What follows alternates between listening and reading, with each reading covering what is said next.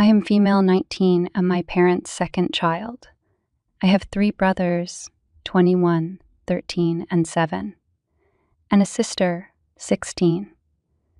We grew up poor and our parents were often dependent on financial help from relatives, friends, etc., for raising us. This is because even though my dad has a mediocre job and my mom doesn't work, they just kept on popping out one kid after another. My parents are very religious and believe that children are a gift from God. Personally, I think that's total BS. My parents' reproductive choices wouldn't bother me if it hadn't caused mine and my siblings' lives to turn to shit. While growing up, we never had new clothes or toys. We had to accept handouts from family members who were better off. We never went out or did anything fun. To top it off, we were well aware that the rest of the family looked down on us for constantly asking for handouts. Now, my older brother and I have managed to get into good colleges and are looking forward to a future that would be better than our parents' lives. He and I were staying at our parents' place for a while due to the COVID-19 lockdown. One morning, my parents called all 5 of us into the living room. Mom said she had great news. The smile that was forming on my face died a quick death when she said, "We're pregnant." I lost my temper. I asked them how they could be so stupid and irresponsible. Do they not have enough financial troubles already that they have to bring in another mouth to feed? My older brother tried to calm me down, but I was livid. After a lifetime of scarcity, because of my parents' stupidity, they still hadn't learned their lesson. I asked them how they planned to provide for the kid. My dad told me I would have to give up the money our great-uncle had left me. He had left all 5 of us some money which only we could access when we turned 18. I said hell no. That money would help pay for my college expenses. He called me selfish for not being there for family. I told them if they couldn't provide for the kid, they should get an abortion. My mom started crying and called me a heartless monster. Dad told me he was disgusted with me. I told them there was no way I was going to pay for their stupidity, and the only thing I would be willing to pay for is a termination. What I was really worried about was my siblings' lives getting even worse. My older brother and I have escaped our parents' clutches, but the others, especially my younger sister, will be expected to help take care of this baby. No teenager deserves to have their adolescence ruined by diapers a screaming baby. I know what it's like, as I had to go through that. It was expected of me to be an unpaid nanny to my younger brothers and sister. My older brother could go out with his friends and have fun, but I had to stay home and help give baths and feed the toddlers. I decided to get some family members involved so they could talk some sense into my parents. I called my mom's maternal cousin. She's one of my favorite people. When I told her that Mom and Dad were having another kid, she reacted with what? Again, I told her everything and how they expected me to hand over my inheritance. She said she was going to speak to my parents and told me not to sign over anything. I promised her I wouldn't. Of course I won't. I also called 2 of my first cousins, one of whom is an accountant, so she could explain to my parents how much of a financial liability this baby is going to be, and try to convince them to either abort or give it up for adoption. I moved out of my parents' home a few days ago. I was only going to stay there till the lockdown was relaxed, but I just can't bear to listen to my mom's nagging about how this baby is a blessing and that I want to kill it. I've moved into a friend's basement for a minimal rent. My mom's cousin paid them a visit about a week ago and tried to tell them they weren't doing this child any favors by bringing it into a life of poverty. My mom was very rude to my aunt and told her that a woman who chose to remain barren will never understand a mother's love. Oh, and my aunt never wanted kids nor had any. One of the reasons she's my fave. My dad told her to get out. Aunt told me there was nothing she could do, but she did try. I didn't blame her. The cousin tried to explain the economic impact this kid would have, and my mom cried about how everyone was trying to take away her baby UF. The intervention didn't do shit. So now I've decided to cut contact with my parents. I just can't watch my family slide further and further into a hellhole. I'll be maintaining contact with my sister 16, just to make sure my parents can't brainwash her. My older brother is going to stay in touch with all of them, which is a good thing as he can act as a link between me and the other siblings if my parents ever forbid them from talking to me. Otherwise, I'm done with these people. Edit.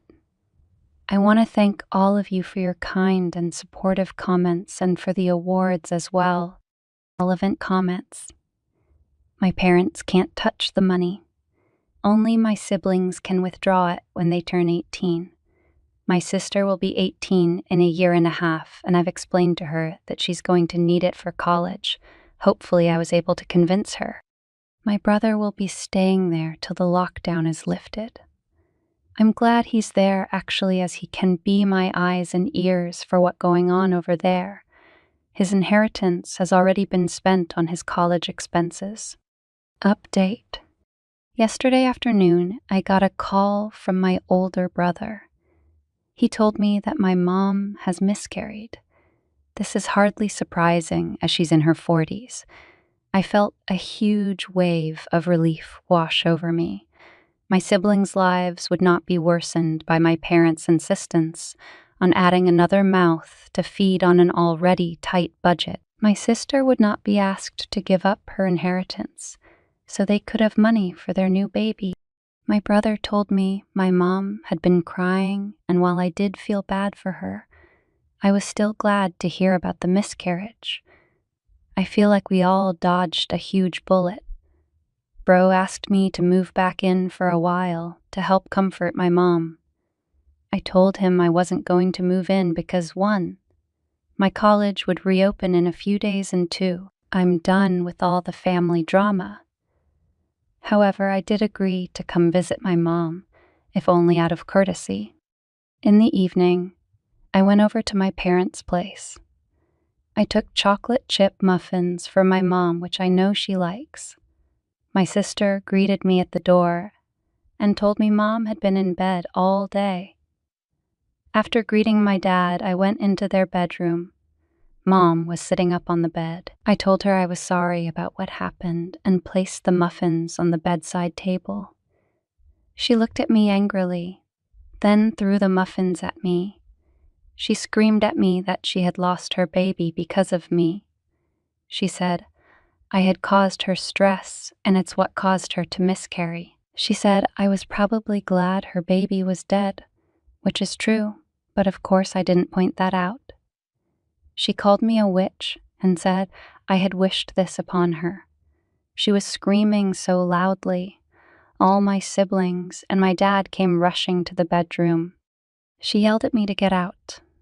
I did. I hugged my older brother and sister. Before I left, my Dee told me my mom was right, that my cruelty caused her to miscarry. I told him that was a grossly unfair accusation and reminded him that at Mom's age, it was quite common to miscarry. Then I walked out. I'm so done with my parents and their stupidity. I can only hope they won't try for another kid. Story 2. Not telling my sister-in-law about the life insurance policy my brother left for me 7 years ago. My brother Alan made a seemingly rash decision to marry someone pretty suddenly, Jan. From very early on, they had issues that she often brought to everyone. This is not how the family operates.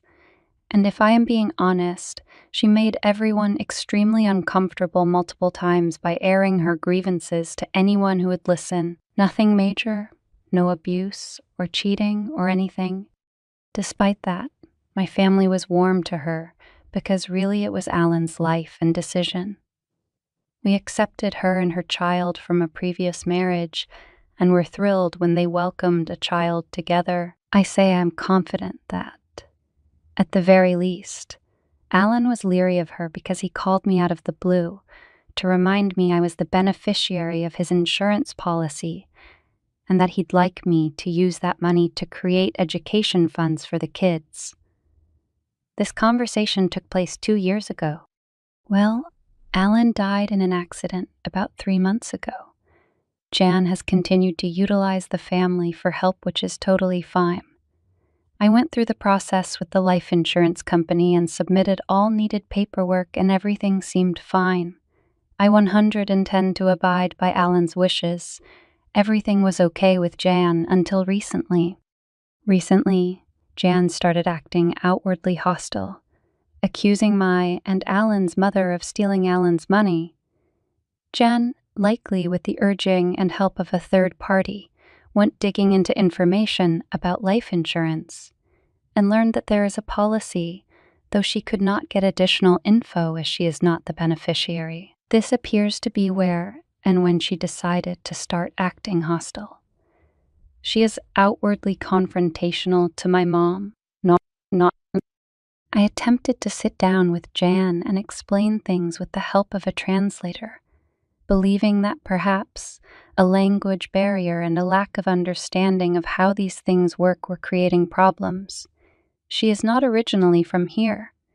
She went off screaming about how she's his wife, and the money is hers and my mother is stealing from her. I tried to explain that my mother has nothing to do with this, and I'm not stealing anything. She wants to hear none of it, and seems to waffle between my mother forced my brother to make her the beneficiary. She's not on it. And there was no beneficiary theirs. She also does not find it acceptable that this money will be going toward the children's educational needs. I don't understand why. She stormed off. I was mortified by her behavior.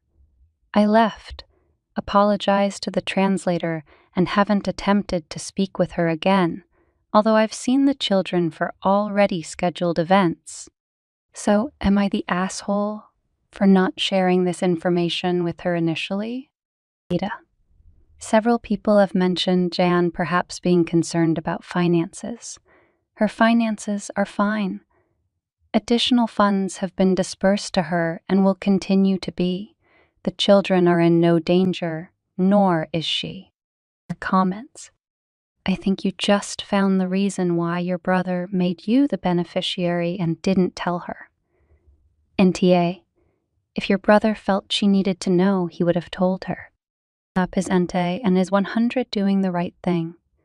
But she lost her partner of 7 years, is going to be a single parent for the second time, but now with 2 kids, and she feels betrayed by her partner with no way to reconsider it.